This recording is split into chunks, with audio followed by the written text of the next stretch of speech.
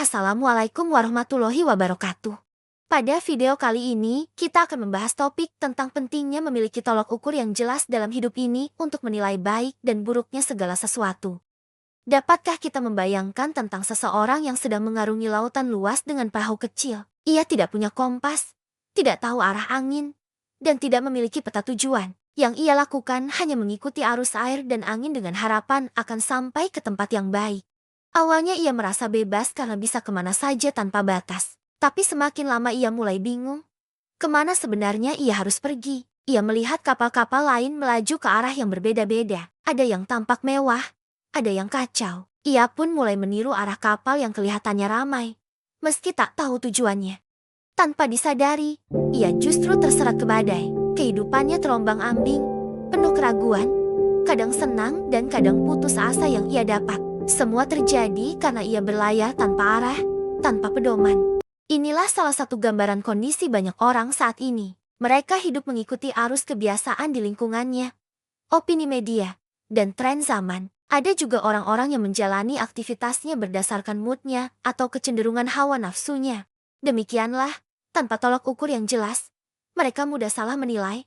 Yang buruk dikira baik atau sebaliknya yang baik dikira buruk. Juga, mereka bisa saja enggan mengerjakan sesuatu, padahal itu diperintahkan oleh Allah, atau sebaliknya menyenangi sesuatu padahal itu dilarang oleh Allah. Ketika kita mengikuti hal ini, tanpa menggunakan standar yang benar dalam menilai perbuatan kita, maka akibatnya adalah seringkali kita melakukan suatu kesalahan, mengira hal buruk itu baik, atau sebaliknya, menjauhi hal baik karena kita anggap buruk.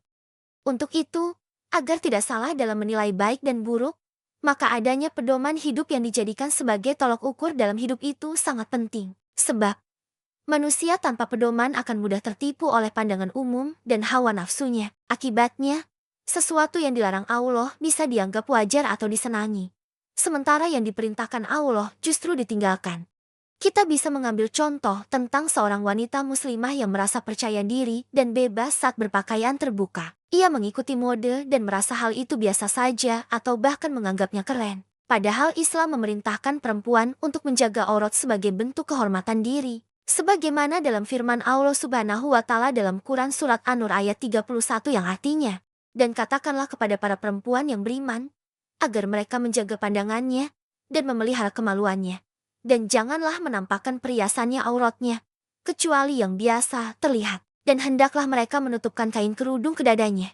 Dan janganlah menampakkan perhiasannya auratnya, kecuali kepada suami mereka, atau ayah mereka, atau ayah suami mereka, atau putra-putra mereka, atau putra-putra suami mereka, atau saudara-saudara laki-laki mereka, atau putra-putra saudara laki-laki mereka, atau putra-putra saudara perempuan mereka, atau para perempuan sesama Islam mereka, atau hamba sahaya yang mereka miliki, atau para pelayan laki-laki tua yang tidak mempunyai keinginan terhadap perempuan, atau anak-anak yang belum mengerti tentang aurat perempuan. Dan janganlah mereka menghentakkan kakinya agar diketahui perhiasan yang mereka sembunyikan. Dan bertobatlah kamu semua kepada Allah, wahai orang-orang yang beriman, agar kamu beruntung."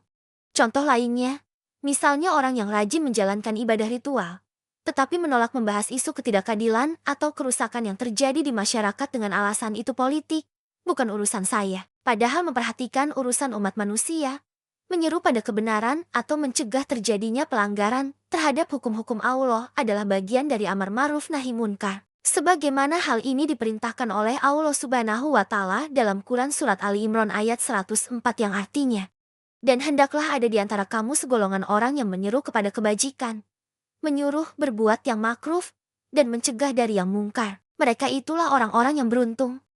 Dari apa yang telah dipaparkan, maka standar baik dan buruk tidak bisa diserahkan kepada akal manusia yang memiliki keterbatasan, tetapi harus mengikuti standar yang sudah ditetapkan oleh Allah yang Maha mengetahui hakikat baik dan buruknya segala sesuatu. Sebab, jika manusia hanya mengandalkan akal, maka nilai-nilai akan terus berubah.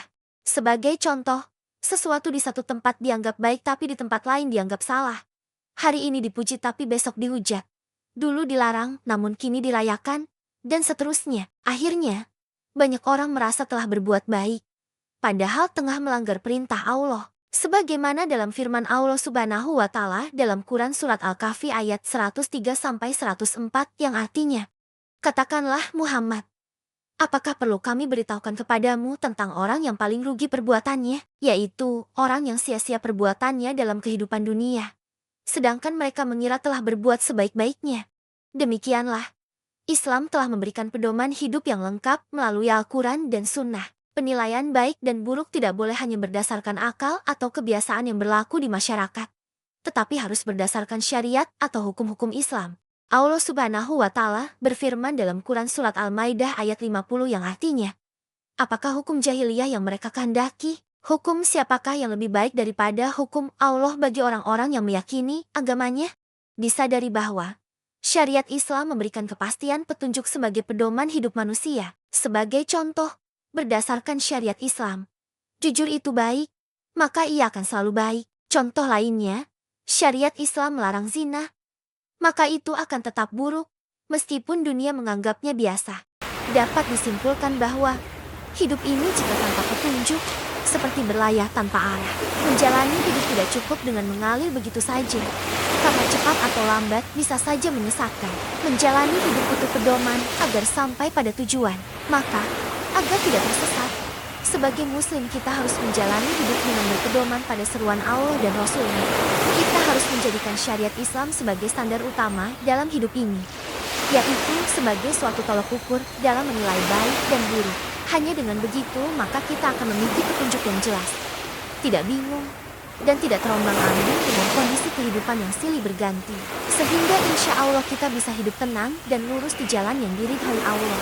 Semoga video ini bermanfaat. Wassalamualaikum warahmatullahi wabarakatuh.